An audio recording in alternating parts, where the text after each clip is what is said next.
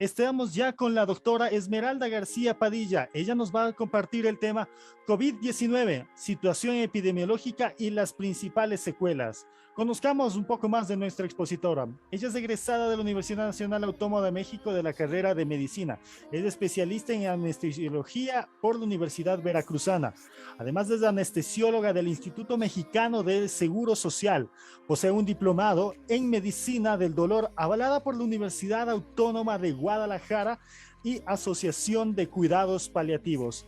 Muchísimas gracias, doctora Esmeralda, por estar aquí con nosotros. Ya la hemos nombrado como coanfitrión para que pueda compartir su presentación y sus conocimientos esta noche. Muchísimas gracias una vez más. Le damos paso para que pueda usted compartirnos su experiencia. Adelante. Ok, yo soy pues la doctora Esmeralda García Padilla, ya me hicieron mi presentación, entonces pues bueno, anestesióloga por supuesto del Hospital General de Zona número 48 y pues bueno, vamos a presentar el tema de COVID-19, situación epidemiológica y pues las principales secuelas que nos dejó este virus, ¿no? Pues bueno, pasamos a la siguiente. Bueno, vamos a hablar un poquito de qué es el COVID-19, a recordar todo esto. Es un brote de una enfermedad por un virus llamado coronavirus, ¿no? Que pues fue notificado por primera vez en una ciudad llamada Wuhan, China, el 31 de diciembre del 2019. Pues se notificaron 27 casos de una neumonía de etiología desconocida y 7 casos de estos 27 eran bastante severos. Entonces, no sé si recordemos en las noticias que parecía una película de ciencia ficción donde veíamos a la población china llorando, rezando, ¿no? Viendo que la población estaba al parecer cayendo, ¿no? No sabíamos bien qué era, qué enfermedad era, cómo era transmitida, nada, ¿no? Entonces, bueno, en los últimos 2 años se han confirmado más de 412 millones de casos con más de 5.8 millones de muertes hasta el 14 de febrero del 2022, ¿no? Esto es una cifra aproximada. La causa, pues es un virus de una familia llamada Coronaviridae, que es un ARN encapsulado. Hay 4 géneros de estos virus, siendo 2 transmisibles en humanos y en murciélagos. Los otros 2 previos pues eran conocidos en aves nada más. Entonces, bueno, a partir de esto es que pues se inicia la investigación y pues efectivamente a partir de los 27 casos iniciales que pues vimos en las noticias, vimos que tuvieron contacto o estuvieron en contacto con personas que estuvieron en el mercado de Wuhan, China. En este mercado, como no sé si vieron o recordemos, había animales vivos que pues eran prácticamente alimento de esta población, ¿no? Entonces es por eso que de ahí pues se piensa que surgió esa mutación a nivel del murciélago que fue consumido por un humano y pues a partir de ahí se empezó a extender esta enfermedad, ¿no? Pasamos a la siguiente. Pues bueno, ya a partir de eso empezaron las investigaciones. El 1 de enero pues se cerró al público este mercado y pues se continuaron con las investigaciones post-mortem de todos los pacientes que empezaron a fallecer, ¿no? Entonces ya tenemos muchísima información acerca de esta enfermedad. Inicialmente pues vamos a hablar del contagio. ¿Cómo es que se contagia esta enfermedad? Este virus, el SARS-CoV-2, se transmite de persona a persona a través de gotas respiratorias que se producen cuando el paciente tose, estornuda o habla. Aparentemente, pues ya se han visto varios estudios que las gotitas no van a viajar más de 2 metros. Por eso es que todas las medidas actuales que se tienen, pues van de acuerdo a todo esto, ¿no? A través de cómo se contagia esta enfermedad, pues inicialmente si se transmite por las gotitas respiratorias, pues iniciamos poniéndonos cubrebocas, ¿no? Cubrebocas tricapa o cubrebocas que realmente presenten una buena un buen efecto de evitar pues el contacto, ¿no? De las gotitas. O sea, tener un buen cubrebocas, porque hemos visto en la calle yo creo que en todo el mundo vemos que utilizan los cubrebocas de tela, eso no cubre absolutamente nada, no estamos evitando nada, o que usan los cubrebocas debajo de la nariz o que lo traen en el cuello, eso no nos cubre nada. Entonces, pues bueno, a partir de ahí empezamos con evitar pues la propagación, ¿no? del virus. La cantidad de metros que pues viajan estas gotitas, pues no sé si han visto, pero en los establecimientos donde hay mucha gente, se solicita que tengamos más de 2 metros de distancia con la persona que está atrás o que está adelante para justamente evitar este contagio, ¿no? Igualmente, pues al haber contagio, al tocar superficies contaminadas y pasársela a las manos, después tocarse la boca, nariz o ojos, pues igual era una constante contaminación. Por eso se empezaron a utilizar los geles desinfectantes con un porcentaje de alcohol, ¿no? Que evita la propagación de este virus. Y pues existen reportes recientes de contagio por virus que pues se mantienen en el aire, en suspensión por minutos u horas, en espacios mal ventilados. Pues esta vía se denomina transmisión aérea. No sé si igual han ido en avión y que actualmente ya dicen que tienen un mecanismo especial para evitar que esa propagación de partículas contaminadas continúe dentro del avión. Entonces ya el aire es constantemente reciclado por uno nuevo y evitamos ese contagio, ¿no? Entonces, a partir de todo esto, de toda esta investigación, pues se vienen las formas de evitar la transmisión del virus. Siguiente, por favor. Bueno, vamos a hablar del tiempo de contagio también. El periodo de contagiosidad va a comenzar alrededor de los 2 días antes del inicio de los síntomas. O sea, si nosotros tenemos los síntomas, entonces hay que pensar que tuvimos contacto con una persona de 2 hasta 5 días previos antes de nuestro cuadro clínico. Y va a disminuir el riesgo de contagio durante los 7 días posteriores. Es muy improbable que el contagio suceda después de los 10 días de los síntomas. Entonces, a partir de que nosotros tenemos los síntomas, o sea, del día 0, del día pues, 0 de inicio de los síntomas, a los 10 días nosotros ya no estamos contagiando, o es improbable casi que tengamos esta capacidad de contagio. Disminuye al 7º día, pero es improbable al 10º día. Siguiente, por favor.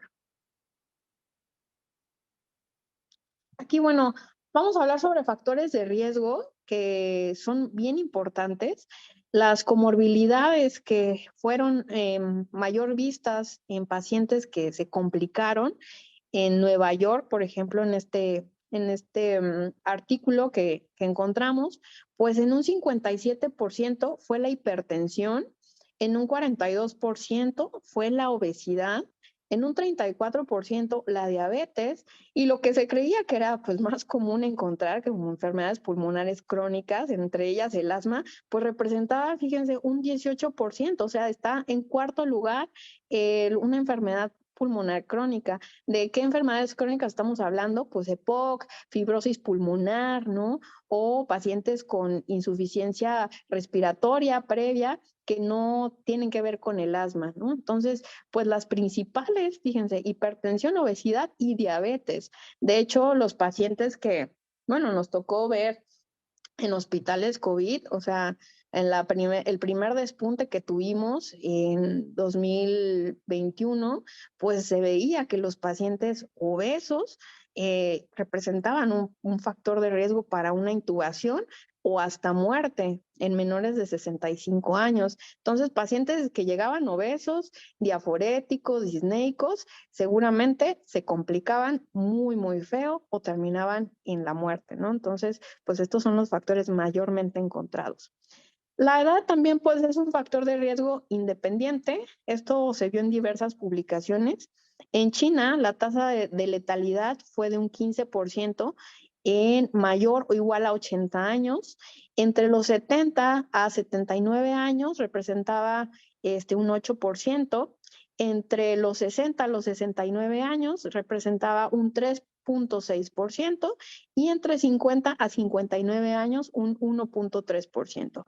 A pesar de que vimos que había pacientes de 90 años, o sea, a nosotros nos tocó extubar pacientes de 90, de 95 años, súper bien, pero la calidad de vida de pues, estos pacientes que a pesar de añosos, o sea, de encontrarse añosos, no eran hipertensos ni diabéticos, entonces se pudieron extubar bastante bien y se fueron a su casa sin problema, pero sí aumentaba el riesgo pues, de mayor complicación a mayor edad aquí en la población mexicana, ¿no? Entonces, pues bueno, esto va pues muy de la mano con la población china, ¿no? Se vio que era muy, muy parecido el estudio, o sea, se encontraron que los pacientes a mayor edad, pues mayor riesgo de complicación. Siguiente, por favor. Bueno, en nuestro cuadro clínico, la fiebre va a estar presente en el 30 al 90% de los pacientes, siendo más frecuente la fiebre en los pacientes que van a tener un cuadro clínico fuerte o grave, ¿no? O que quienes necesitan hospitalización. ¿Qué otros síntomas vamos a encontrar? La dinamia o ausencia de fuerza física, la cefalea o dolor de cabeza, las mialgias o dolor del cuerpo, dolor de los músculos, pues van a ser los síntomas más comúnmente reportados entre los pacientes que son ambulatorios o que están en casa, ¿no? O sea, en pura vigilancia, no necesitan hospitalización. También podemos tener pacientes con odinofagia o dolor al pasar algún alimento o líquido, la rinorrea o moquito, la conjuntivitis o ojos rojos, también pues van a ser síntomas que podemos encontrar en estos pacientes.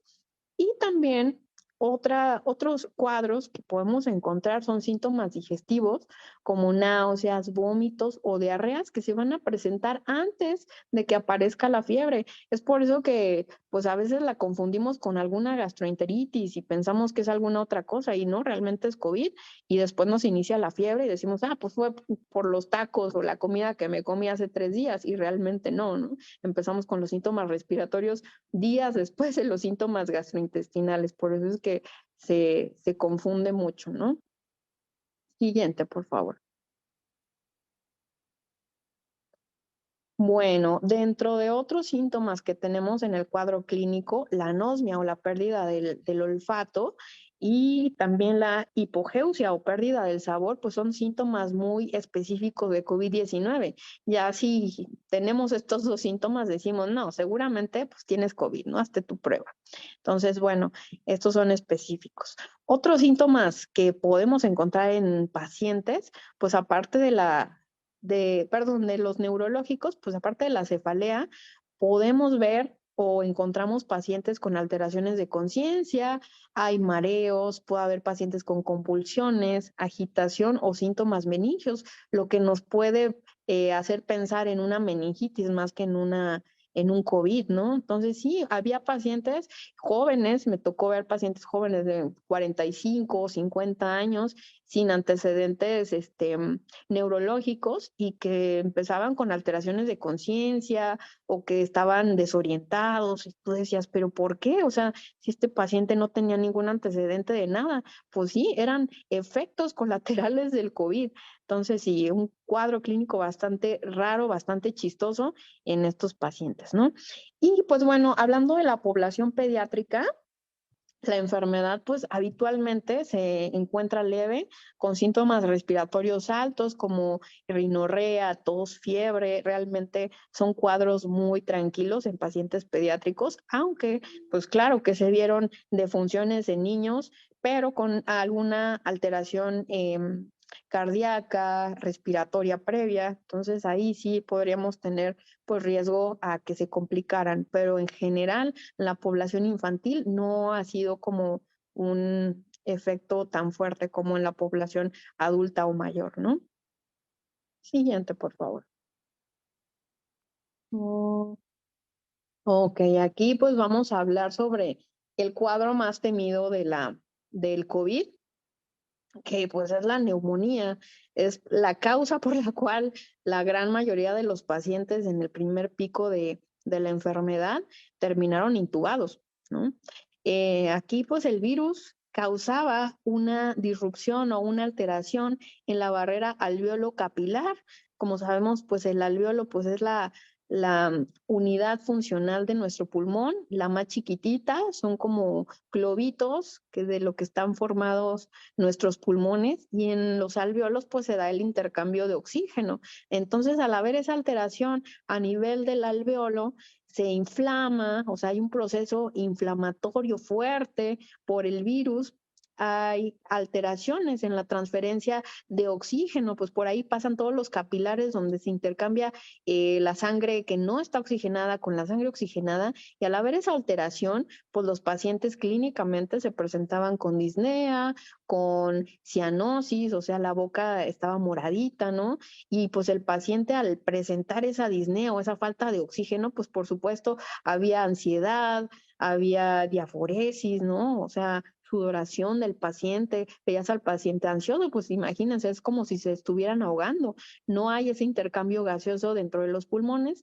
Entonces pues ya teníamos que llegar con el paciente a movilizarlo, a ponerlo en pronación, que pues fue la posición que nos ayudaba a ventilar mejor a estos pacientes. Pronábamos a los pacientes, les poníamos puntas nasales o mascarilla reservorio, dependiendo de la saturación de oxígeno, y si no mejoraban, pues ya, o sea, directamente a intubarlos, porque pues, o sea, ese alveolo estaba completamente inflamado, lleno de moco, y pues al tomar la tomografía veíamos la inflamación endotelial y el edema que encontrábamos pues, literal en los pulmones, ¿no? Que eso pues nos daba opacidades en vidrio esmerilado en la tomografía. Aquí pues, bueno, aparte de la alteración a nivel pulmonar, teníamos alteraciones en el consumo de los factores de coagulación. Entonces, más del 70% de los fallecidos por COVID cumplían criterios de coagulación vascular diseminada, ya es una alteración a nivel sanguíneo por esta inflamación tan grave que se presentaban a nivel pulmonar. Entonces, muchos pacientes pues fallecieron por efectos de la coagulación, infartos de forma eminente, o tromboembolia pulmonar secundaria igualmente a la trombosis, secundaria al COVID. Entonces, pues de ahí empezamos con tratamiento anticoagulante en pacientes ya graves, ¿no? De COVID. Siguiente, por favor. Bueno, en la exploración física, ahí vamos a quitar esto. Dentro de la exploración física, pues en el paciente grave, pues vamos a encontrar la fiebre, lo que habíamos dicho, ¿no? La polipnea, o sea, el paciente aumenta la frecuencia respiratoria por la falta de oxígeno, se reduce la saturación de oxígeno. En estos pacientes encontrábamos pacientes saturando 82%, nos llegaron a entrar pacientes de urgencias con saturaciones, o sea, increíbles de 40%, cuando lo normal es más del 92%, ¿no? Entonces tú decías, o sea, increíble que este paciente siga caminando, que haya llegado caminando, ¿no? Pacientes que por la hipoxia se desmayaban al llegar caminando a urgencias, se desmayaban o fallecían por el cansancio, por la falta de oxígeno. Entonces es increíble pues lo que se vivió en esta pandemia, ¿no? Entre las alteraciones que encontramos en los exámenes de laboratorio, pues vamos a destacar la linfopenia en un 90% de los pacientes hospitalizados.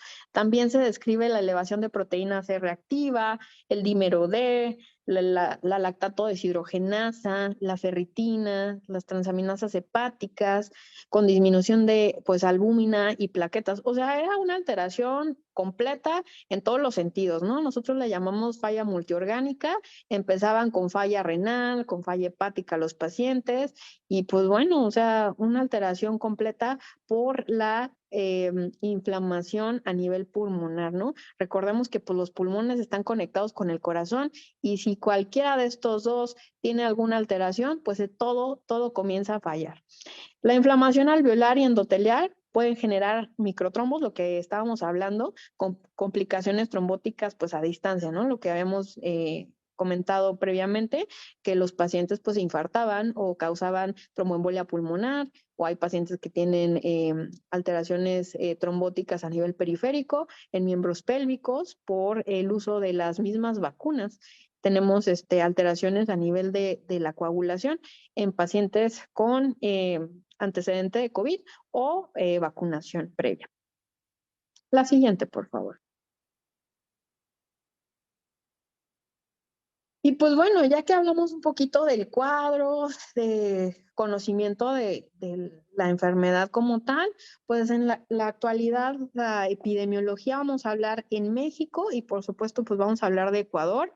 Aquí en México, pues aquí tomamos en cuenta esta gráfica. El 25 de junio se tuvieron 16,214 casos de COVID nuevos y el número de defunciones confirmadas por día en México es de 23 pacientes por día. Entonces, imagínense, aproximadamente 23 por día, por semana, pues ¿cuántos tendremos, no? Hubo un despunte en enero de este año. Si ven la gráfica, 60,000 pacientes se infectaron de COVID. Esto pues yo creo que tiene que ver mucho con el clima. Muchas veces o se confunde el COVID con alguna otra infección respiratoria y pues lo tomamos en cuenta como si fuera COVID hasta no demostrar lo contrario y pues por eso el despunte, ¿no? En enero siempre va a haber un clima frío en todo el mundo, entonces sí tiene que ver mucho el clima o pues que nos podamos confundir, pues siempre va a haber este despunte, ¿no? En pacientes con enfermedades respiratorias en México. La que sigue, por favor. Y pues bueno, en Ecuador vemos que la primera vez o el primer paciente que encontramos con COVID fue el 1 de marzo del 2020. La primera muerte ligada al nuevo tipo de coronavirus fue reportada el 14 de marzo del 2020. Y pues bueno, a mediados de este año, el número de personas fallecidas en Ecuador de esta enfermedad pues ya superaba los 35,000. Entonces, bueno, seguramente pues este paciente, como todos los pacientes que llegaron del extranjero, pues tenían contacto directo con alguna persona que tuvo contacto con Wuhan, ¿no? O con China. Entonces, muchos venían de Europa, con conexión o de China con conexión a Europa, entonces pues de ahí se estuvo propagando el virus. Esta gráfica que tenemos aquí es muy parecida a la de México, entonces aquí les puse una línea en enero, el 21 de enero del 2022. Aquí, como vemos, el despunte nuevamente de la cantidad de casos encontrados en Ecuador, ¿no? Que pues es muy parecida al despunte que tuvimos en México, ¿no? En Ecuador, pues por supuesto, la cantidad de población es un poquito más pequeña que en México, pero pues tomando en cuenta los casos nuevos que encontramos en enero, es muy parecida, ¿no? Entonces, en casos nuevos encontramos 6,619 y en promedio 8,817 en los 7 días del inicio del mes, ¿no? Entonces ahí pues tiene que ver mucho, les digo, la aparición del clima frío en los primeros días de enero. Siguiente, por favor. Aquí encontré esta grafiquita que, pues bueno, aquí hablamos sobre los vacunados por semana epidemiológica. Entonces, aquí las primeras semanas del 2021, entre la semana 28 y la semana 33 del 2021, fue donde la gran mayoría de la población ecuatoriana fue vacunada. Más de 6 millones de pobladores ecuatorianos fueron vacunados y como vemos, pues la gráfica fue decayendo, ¿no? Fue decayendo hasta ahora, en 2022, pues vean la cantidad de vacunados que ya tenemos. Entonces, pues la verdad, vamos bastante bien. Ahorita vamos a ver otra gráfica a nivel mundial para compararnos con, o sea, México, Ecuador, con otros países de primer mundo en cómo vamos con la vacunación. La que sigue, por favor. Y pues bueno, en el mundo, tomé en cuenta esta Pues organización que se tuvo de la misma Organización Panamericana de la Salud, donde pues la directora habló sobre en la actualidad cómo estamos con el COVID, ¿no? La directora Clarisa Etiné habla sobre las hospitalizaciones a partir del 18 de mayo del 2022 que han aumentado en 18 países del continente americano y los ingresos en las unidades de cuidados intensivos aumentaron en 13 países y territorios del mismo continente. Entonces, pues estamos viendo que, qué está pasando, ¿no? O sea, ahí es preocupante, ¿no? ¿Cuál es la causa de esta elevada aumento o este elevado aumento de pacientes con COVID y de ingreso a cuidados intensivos, ¿no? Entonces, pues ahí vemos que tras un periodo de menor transmisión, la directora dijo, no, pues entonces, ¿qué está pasando? Pues que se han abandonado las medidas de salud pública, como cuál es el uso de mascarillas y el distanciamiento social. Ya lo vemos en el súper o en los restaurantes, ¿no? Ya la gente no utiliza cubrebocas o ya no tomamos este distanciamiento, ya no utilizamos gel cuando entramos a algún establecimiento de conveniencia. Entonces, todas estas actividades pues se han abandonado y pues ha provocado un aumento nuevamente de estos pacientes, ¿no? Y bueno, también cuál es la causa que la gran mayoría de los países en América pues todavía no llegan a vacunar a más del 70% de su población, lo que nos lleva como una meta, ¿no? La Organización Mundial de la Salud. O sea, a partir del 70% de la población vacunada, pues ya decimos que estamos en control, ¿no? O en prevención, en una adecuada prevención. Y no todos los países de América pues han llegado a vacunar a este porcentaje de la población. La que sigue, por favor.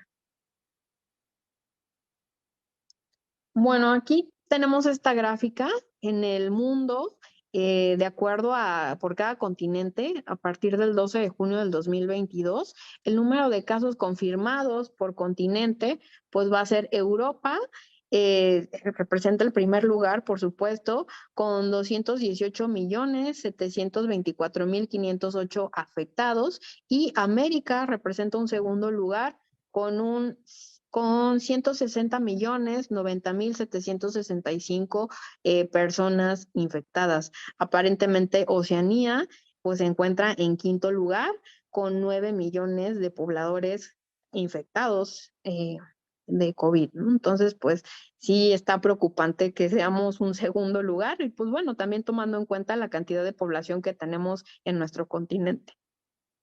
La que sigue, por favor. Pues bueno, esta es la grafiquita que les decía, la vacunación a nivel mundial, cómo es que estamos.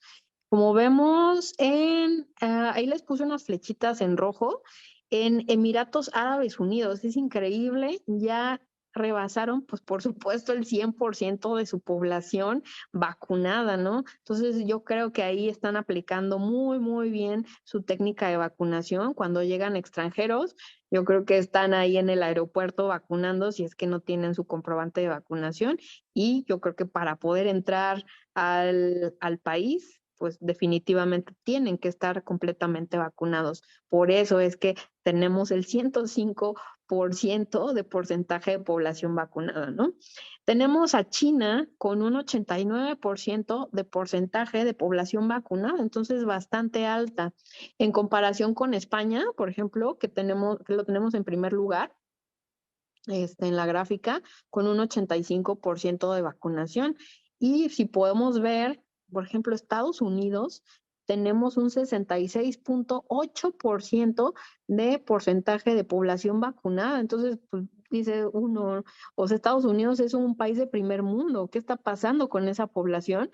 Pues tenemos muchos grupos antivacunas en Estados Unidos, aunque no lo creamos, y de verdad que no creen en la vacunación o están en contra de la vacunación. Es por eso que todavía tenemos ese porcentaje tan bajo, ni siquiera pues, los 70% que la OMS nos permite, ¿no? O que nos pide, pues, como población.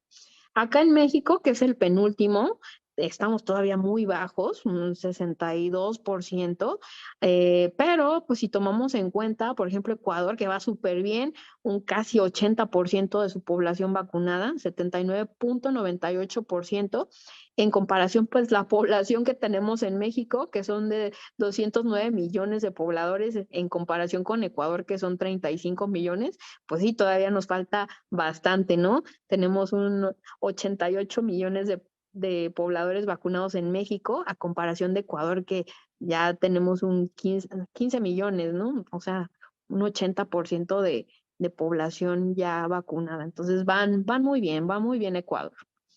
La que sigue, por favor. Entonces, bueno, ya que vimos cómo estamos a nivel mundial en prevención, en vacunación, que pues es lo principal, vamos a hablar de las secuelas que nos dejó el COVID.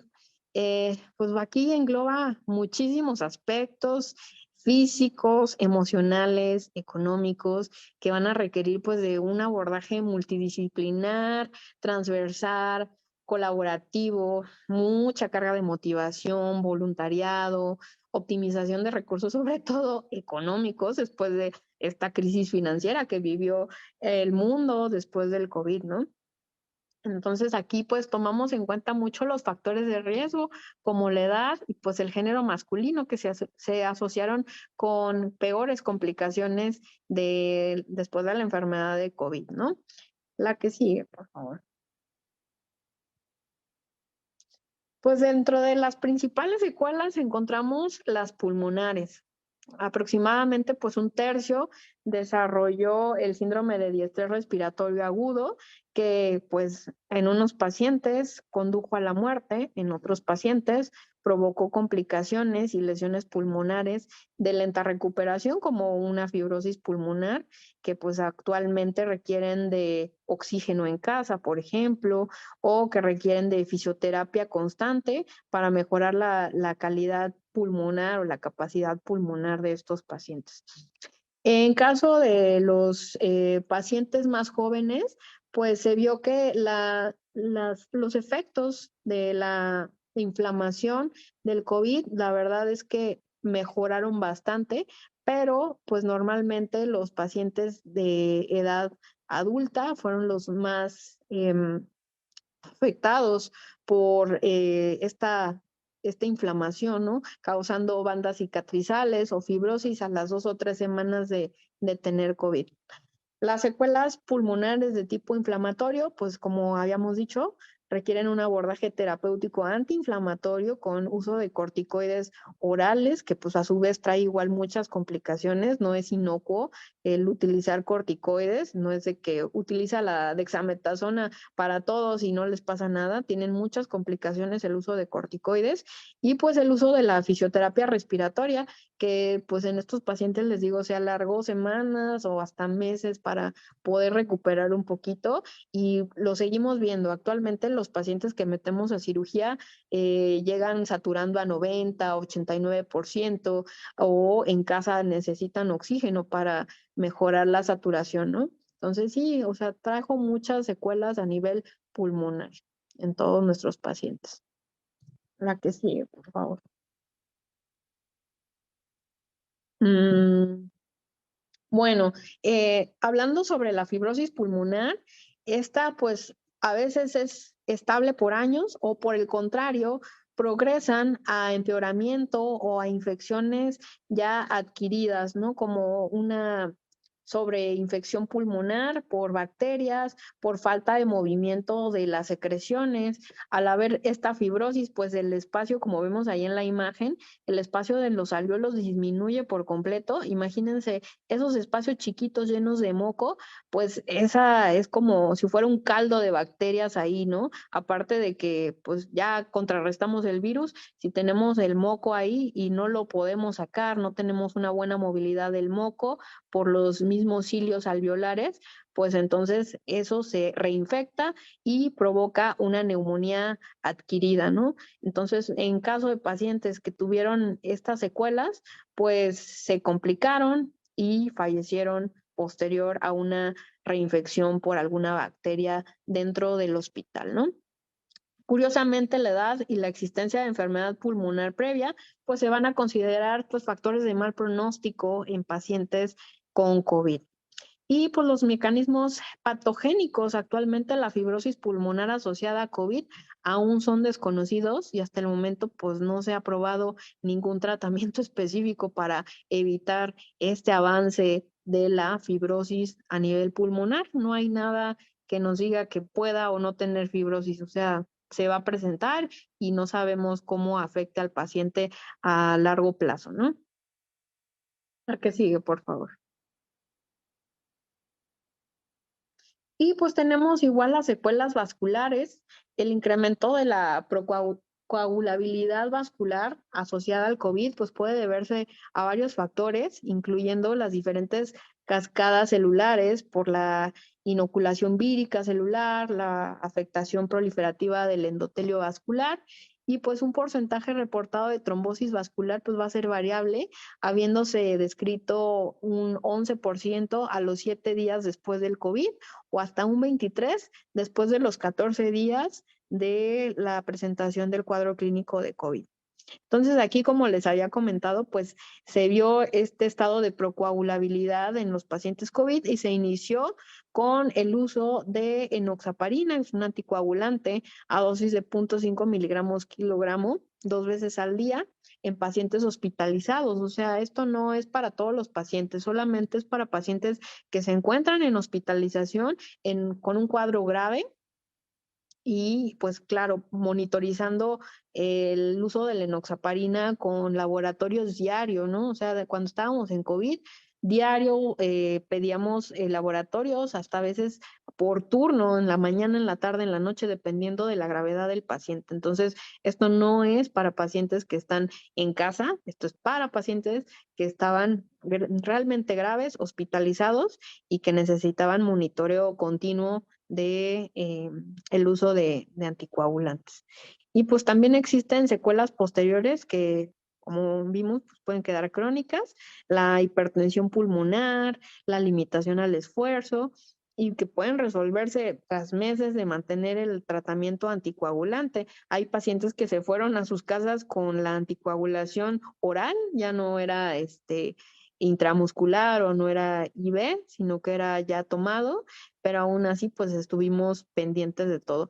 De todos modos, pues la verdad es que la saturación de los servicios de salud pues era a veces imposible estar al pendiente al 100% de todos los pacientes, por eso fue que hubo tanto fallecimiento en este tipo de pacientes, ¿no? Sobrepasaba pues la población COVID con la población que teníamos dentro de hospitales para vigilarlos. Entonces sí, hubo mucho fallecimiento por falta de recursos. La que sigue, por favor. Pues dentro de las secuelas frecuentes, aparte de las que vimos pulmonares y vasculares, pues de la vía aérea respiratoria superior, encontramos que el paciente todavía no puede oler o no sabe los alimentos todavía o presenta tos. De la vía aérea respiratoria inferior tenemos la disnea o la falta de aire, la tos, secreción mucosa, dificultad para inspiración profunda, dolor en el tórax. Entonces, encontramos también a nivel muscular, pues una debilidad generalizada o dolores a nivel general, ¿no? Mialgias en brazos, en miembros inferiores. Dentro del neurocognitivo, pues la falta de atención en los pacientes, la pérdida de memoria, la mala calidad del sueño, podemos encontrar insomnio en pacientes con COVID o pacientes que tuvieron COVID. Dentro de lo psicológico, pues esto afectó sobre todo mucho a los trabajadores del área de la salud, la ansiedad y la depresión. O sea, nosotros veíamos que en todos los hospitales ya había un psicólogo de base en cada turno por si necesitabas atención psicológica de urgencia, porque tú veías que compañeros médicos, compañeros enfermeros se ponían a llorar o con ansiedad por ver morir a tantos pacientes. Entonces, dentro de lo psicológico, aparte de que pues afectaba al paciente, afectaba por supuesto al compañero que estaba atendiendo a pacientes COVID, por supuesto. Dentro del digestivo, pues tenemos la alteración a nivel gástrico, como el atragantamiento en los pacientes, cambio en el ritmo deposicional, sensación de plenitud y pues entre otros pues la pérdida de peso en los pacientes que pues fueron intubados, ¿no? O que estuvieron mucho tiempo hospitalizados en cama sin movilizarse, hubo bastante pérdida de peso en estos pacientes. La que sigue. Aquí pues vamos a hablar sobre la prevención. ¿Qué es lo que tenemos que continuar haciendo? Pues por supuesto, totalmente hay que vivir con el COVID. ¿Cómo? Usando estas medidas preventivas. Proporcionar cubrebocas para las personas que no solamente tengan síntomas, sino que para todo tipo de personas, continuar con las medidas generales, el uso de cubrebocas que realmente sean una barrera para la transmisión de estos patógenos, no usar esos cubrebocas de tela, ni cubrebocas que no se utilicen en nariz o en boca, ¿no? No utilizarlos en el cuello, usarlos adecuadamente, llevar a cabo higiene de manos con frecuencia, usando agua y jabón o desinfectante para manos a base de alcohol, entre un 60 a un 80%. Para las personas que regresan de zonas de transmisión activa o países que tienen pues alto índice de contagio, al momento de llegar a su hogar, pues permanecer en su domicilio por 14 días en, digamos, en cuarentena, ¿no? Para que no se transmita si es que vienen infectados. Entonces, estar pendientes de los síntomas que puedan llegar a tener. Evitar saludos de mano y obeso, que aquí en América Latina se da muchísimo, ¿no? El contacto de mano, beso, abrazo, eso ahorita pues dejarlo un poquito atrás, dejarlo de fuera, o sea, saludar de lejitos y pues ya, ¿no? En las reuniones familiares, reuniones con amigos, pues intentar no tocar a nadie, ¿no? La que sigue, por favor. Aplicar la etiqueta de estornudo. Esto pues se refiere a usar la parte interna del codo para cubrir el área de la boca al momento de toser o estornudar y pues evitar la propagación de las gotitas infectadas. También hay que evitar la automedicación cuando se tengan síntomas respiratorios que corresponden a COVID, pues hay que o hablar a las unidades de atención a COVID de forma gratuita o ir con su médico de confianza, ¿no? Pero siempre evitar que se automedique.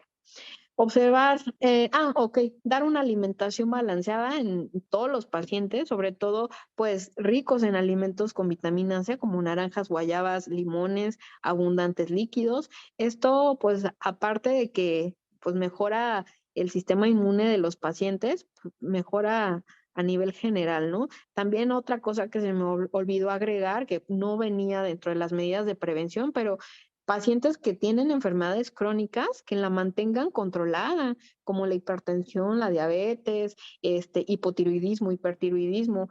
Se vio mucho en COVID que los pacientes que venían descontrolados de su diabetes, de su hipertensión, eran los que les iba muy, muy mal. Entonces, si tienen alguna enfermedad, mantenerla completamente controlada. La que sigue. La que sigue, por favor. Y pues bueno, hablando de la vacunación, pues es una medida de prevención demasiado eficaz. La primera, pues fue el 21 de diciembre del 2021, realizada por Pfizer, con un 95 de efectividad en la prevención del COVID. Después, el 6 de enero, se autorizó la vacuna de Moderna, cuya efectividad es del 94.1%. El 29 de enero, o sea, ese mismo mes, se autorizó la AstraZeneca, que pues alcanzó un 76% de eficacia. Y la cuarta vacuna que utilizamos mucho acá en México, la Sputnik, también en Argentina y en Venezuela también se utilizó esta vacuna, alcanzó un 91.6% de efectividad. La que sigue. La que sigue, por favor. Ok. Entonces, bueno, aquí tenemos un cuadrito donde nos desplaza las principales o las más utilizadas vacunas. Como la primera, pues la Novavax, aquí no la vimos, es americana, pero aparentemente tenía un 96% de efectividad. La más utilizada aquí en México, pues la Pfizer, un 95% de efectividad, y la Moderna también la utilizaron mucho, un 94,1% de efectividad. La Sputnik, un 91,6% de efectividad. Y como vemos, otras más abajo, las chinas tuvieron poca efectividad. Bueno, a comparación de la Pfizer, la Moderna y la Sputnik, un 79% de efectividad. Por eso es que las principales fueron estas tres utilizadas, la Pfizer, Moderna y Sputnik, la que sigue. Entonces, bueno, para que ustedes conozcan un poquito sobre estas vacunas, la Pfizer, pues la dosis de esquema completo son de 2 aplicaciones, el intervalo va a ser de 3 a 6 semanas y la edad de inicio de aplicación pues son a partir de los 12 años. Entonces, bueno, los efectos secundarios más comunes encontrados en la Pfizer, dolor en el sitio de inyección, cansancio, dolor de cabeza, músculos, articulaciones y pues fiebre, ¿no? Que pues realmente eran leves los síntomas, unos 2 o 3 días duraba el cuadro y ya sin ningún problema. La AstraZeneca, igual, sus dosis de esquema pues son dos dosis con intervalo entre 8 a 12 semanas y el inicio de la aplicación desde los 18 años. Aquí pues igual es muy parecida el cuadro de la Pfizer con la AstraZeneca. Y la Sputnik pues son dosis de esquema igualmente, son 2 dosis. El intervalo entre las dosis es de 3 a 12 semanas. Igualmente que la Astra, empezamos a los 18 años con la aplicación, pero esta sí va a tener un poquito más de efectos secundarios. La que sigue. Y pues bueno, ya para concluir, pues nosotros vamos a vivir con el COVID, yo creo que unos años o unos meses más. La enfermedad aún no está erradicada, todos vamos a estar expuestos a ella. Lo importante es pues iniciar o continuar con las campañas de vacunación hasta que pues cada población cumpla más del 70% de vacunados, así evitaremos pues tanta contaminación con el virus y pues el hecho de tantas hospitalizaciones, ¿no? El riesgo de complicaciones. Continuar con medidas de higiene personales, pues para evitar la propagación del virus, todas las medidas de higiene que hablamos, hay que continuar con ellas, vivir con ellas y acostumbrarse a vivir con, con cubrebocas, con lavado de manos, es lo ideal, ¿no? Y pues por supuesto, tener una vida más sana va a disminuir el riesgo de complicaciones a largo plazo. Pacientes que están en su peso, pacientes que hacen ejercicio físico diario, que tienen una buena alimentación, que tienen, les digo, sus enfermedades crónicas controladas, son los pacientes que tienen menor riesgo a complicarse. Entonces, pues bueno, estas son las conclusiones a las que llegamos en pues esta enfermedad, ¿no? Que continúa con nosotros y continuará. Y pues bueno, aquí terminó nuestra plática. No sé si tengan alguna duda, alguna pregunta. Este, si nos pueden hacer aquí comentarios, lo que ustedes gusten. Muchísimas gracias, doctor Esmeralda, por su intervención. En este momento damos paso a las preguntas del chat. Y no sin antes, mientras se formulan estas preguntas, preguntarle, ¿no? ¿Cómo fue su experiencia dentro de las salas de emergencia en esta situación de COVID-19 y más que nada en las áreas de atención primaria? ¿Cómo se vivió? Pues a mí me tocó el año pasado, en marzo, em, iniciar pues con el COVID 100%, todos los hospitales pues de segundo y tercer nivel aquí en Ciudad de México y en México, en toda la República, se convirtieron en COVID 100%. Muchos se quedaron, por supuesto, sin oxígeno, que era lo que más afectado teníamos, los tanques de oxígeno que eran pues grandes, ¿no? Ya no tenían adecuada presión, los pacientes se quedaban sin una fuente de oxígeno. Entonces sí, fue bastante caótico. Todos los compañeros nuevos, enfermeros, enfermeras nuevas, llegando pues a intubar pacientes, ¿no? Apoyarnos a intubar pacientes. Pues sí, por falta de conocimiento, por falta pues de gente o de personal, pues, muchos pacientes fallecieron y pues igual el desconocimiento de la enfermedad, ¿no? Cuando vimos en la tele que pues empezó esta enfermedad, no lo creíamos y dijimos, no, pues ¿cuándo va a llegar? Está hasta China, ¿no? Pero en unos meses empezaron los primeros casos y cuando nos dijeron, pues tienen que entrar a COVID, pues la verdad es que todos estábamos con miedo, desconocíamos cómo se propagaba, desconocíamos cómo nos iba a ir, ¿no? Y entonces, pues sí, definitivamente con miedo, pero pues era nuestro trabajo, teníamos que entrarle a todos los pacientes y pues quién más, ¿no? Más que los médicos y enfermería, que éramos los que estábamos en esta, en este trabajo. Entonces, no podíamos decir que no. Muchos compañeros pues sí se negaron por el miedo, por el hecho de tener familia, por supuesto, pero pues bueno, o sea, digo, al final es nuestro trabajo y tenemos que apoyarnos, ¿no? Como humanidad. Entonces sí, fueron, les digo, muchas consecuencias, sobre todo psicológicas en todos nuestros compañeros de a nivel de la salud, ¿no? Entonces sí, fue bastante fuerte, pero pues gracias al conocimiento nuevo que se tiene, pues ya sabemos cómo se transmite y cómo podemos prevenirlo. ¿Tenemos alguna pregunta?